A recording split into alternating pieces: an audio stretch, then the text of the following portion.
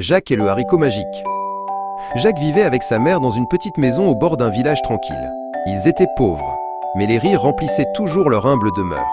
Leur seul trésor était une vache brune qui leur donnait du lait chaque matin. Jacques rêvait souvent d'offrir à sa mère une vie meilleure. Un soir, sa mère soupira et dit « Jacques, il faut vendre la vache ». Le lendemain matin, Jacques mena la vache au marché et rencontra un homme étrange portant une longue cape. « Ces haricots sont magiques », murmura l'homme, en montrant une poignée qui brillait au soleil. Sans hésiter, Jacques échangea la vache contre les haricots, le cœur rempli de curiosité. Quand Jacques montra fièrement les haricots, les yeux de sa mère s'écarquillèrent de stupeur. « Tu as échangé notre vache contre ça ?» cria-t-elle d'une voix tremblante. Dans sa colère, elle jeta les haricots par la fenêtre et se détourna en larmes. Jacques s'endormit en écoutant le vent, le cœur lourd et triste.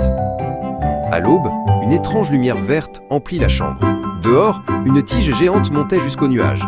Jacques se frotta les yeux, croyant rêver. Mais le haricot luisait et murmurait dans le vent. C'était réel. Jacques saisit la tige épaisse et grimpa de plus en plus haut. Le vent caressait ses joues et de doux nuages flottaient sous ses pieds. Le village devint petit comme un point et le ciel paraissait tout proche.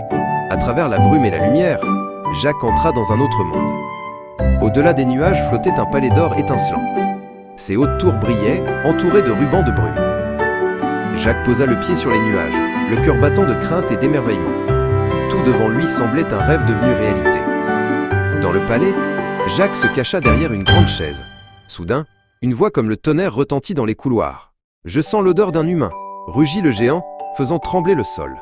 Jacques retint son souffle, priant pour ne pas être découvert. Le géant s'assit à une grande table avec une poule dorée et une harpe brillante. « Ponds un œuf !» commanda-t-il, et la poule pondit un œuf d'or. « Chante !» ordonna-t-il, et la harpe joua une douce mélodie. Les yeux de Jacques scintillèrent. Il savait que ces trésors pouvaient changer leur vie.